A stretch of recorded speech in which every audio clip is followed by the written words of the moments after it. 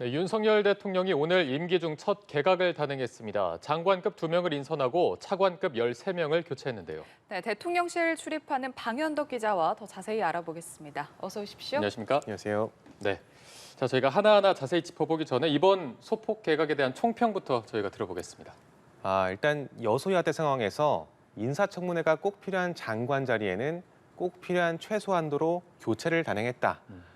대신 대통령실 비서관들을 각 부처의 차관으로 보내서 집권 2년 차에 국정 동력을 확보하려 시도하고 있다. 이렇게 평가할 수 있을 것 같습니다. 네, 저희가 하나씩 좀 자세히 살펴보도록 하겠습니다. 일단 장관급은 2명이 바뀌었죠. 교체가 된 장관은 정확히 이야기하면 19개 부처 중에 통일부 하나입니다. 의원을 견직하고 있는 현 권영세 장관이 총선 준비를 위해서 당으로 돌아가겠다 강력히 희망했기 때문에 생긴 인사인데요. 새 장관으로 지명된 김영호 교수, 이분은 이명박 청와대에서 통일비서관을 한 분이고 6.25 전쟁을 연구한 학자입니다. 대북 강경파로 분류되고요. 예. 그렇기 때문에 남북 교류보다는 아무래도 북한 인권 문제 같은 데 집중하지 않을까 예상이 되고 있습니다. 오늘 직접 원칙 있는 대북 정책을 펴겠다 이렇게 밝히기도 했는데 이건 준비해봤습니다. 앞으로 원칙을 갖고 국제 문제를 대응하고 남북 관계를 개선하기 위한 그런 기반을 구축하는 최선의 노력을 하겠습니다. 네, 김영우 통일부 장관 지명자의 발언까지 듣고 왔는데 또 하나 장관급인 국민권익위원장도 임명을 했죠. 맞습니다.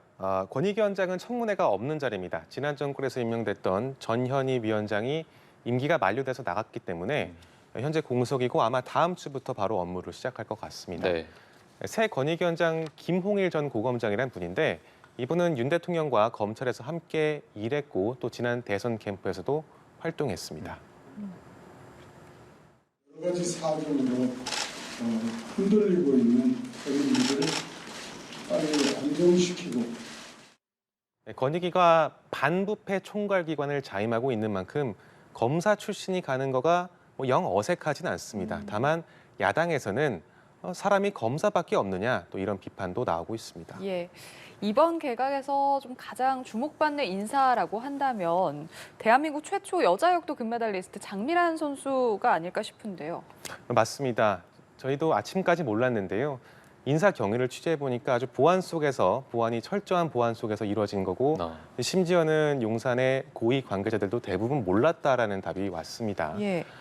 문체부 2차관 자리인데요. 여기는 언론과 체육을 담당하는 자리입니다. 언론의 경우에는 박보균 현 장관이 언론인 출신이기 때문에 이 체육에 주력하기 위해서 특히 문화계에 BTS가 있다면 체육계에는 이 체육 행정에 새 바람을 불어넣는 장미란 선수가 있을 수 있지 않겠냐 이런 차원에서 임명됐다는 설명입니다. 이 선수 경험도 있고 현재 지도자 과정이죠. 이걸 밟아서 교수를 하고 있기 때문에 이론과 실전을 모두 갖춘 인재다 이렇게 설명하고 있습니다. 지난 정부에서도 같은 자리에 스포츠 스타를 임명한 바 있습니다. 수영 스타 최윤희 씨죠. 장미란 선수도 행정 경험이 없는 상태에서 어떤 성과를 보여줄 수 있을지 이건 앞으로 본인이 증명해야 할 것 같습니다. 네, 깜짝 인사도 이렇게 있었고 차관급 13명을 교체했습니다. 보니까 대통령실 비서관들이 대거 배치가 됐어요. 맞습니다. 이번에는 사실 장관보다는 차관 인사가 더 핵심입니다. 네. 대통령실 비서관 5명, 특히 핵심 비서관 5명이 대거 부처로 내려갔는데 각 부처가 현재 정부가 추진하는 여러 과제가 성과가 잘 안 나거나 미진하거나 좀 더 적극적인 파이팅이 필요한 부처입니다. 예를 들어서 해수부 같은 경우는 우리 후쿠시마 오염수 방류 문제가 있죠, 현안이. 또 환경부 같은 경우는 4대 강이라든가 사드 환경 영향 평가 같은 현안이 걸려 있는 상태입니다. 이런 부처에 용산에서 1년간 한솥밥을 같이 먹으면서 대통령의 어떤 뜻을 체화한 비서관들이 내려가서 부처를 장악하고 또 업무의 속도를 내도록 하겠다. 이게 바로 이번 인사의 사실 핵심 메시지라고 할 수 있을 것 같습니다. 네. 장관이 아닌 차관을 이렇게 교체하는 것은 사실은 여소야대 상황에서 청문회를 피하면서 국정 동력을 확보하겠다. 어떤 그러기 위한 고육책이라고 할 수 있거든요. 다만 이렇게 되면 해당 비서관들이 부처에서 사실상 실세로 통하기 때문에 장관들의 장악력이 약화되는 거 아니냐. 이런 우려도 지금부터 나오고 있는 상황입니다. 예, 앞서 이번 개각에서 방송통신위원장 인사도 이제 단행이 될 거다라는 전망이 있었는데 일단 이 자리는 지금 미뤄진 거죠? 맞습니다. 미뤄졌습니다. 이동관 대통령실 특보가 내정은 된 상태인데 왜 미뤄졌는지 물어보니 그리 급하지 않다라는 답이 돌아왔습니다. 예. 새 방통위원장 임기가 이제 전임 한상혁 전 위원장의 임기가 끝난 뒤인 8월부터 시작하거든요.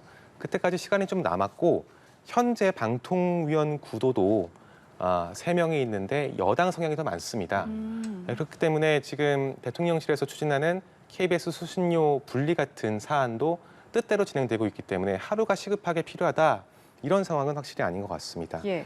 여기에 야당이 현재 청문회 총공세를 준비하는 상황에서 일종의 김을 뺀다든지 아니면 이 반발 여론이 조금이나마 수그러들 때까지 기다리겠다는 의도로도 해석할 수 있을 것 같고 또 한편으로는 대통령실 특보 신분으로 현재 맡고 있는 언론 관련 업무도 확실히 있기 때문에 이 업무를 마무리 지을 때까지 시간이 필요하다 이런 말도 나오고 있습니다. 예. 어찌됐든 사람이 바뀌는 거 아니니까 7월 중에는 인선 발표가 있을 거란 전망이 현재 우세합니다. 네, 알겠습니다. 개각에 대한 평가를 들어봤고요. 방현덕 대통령실 출입기자와 함께했습니다. 오늘 고맙습니다. 고맙습니다.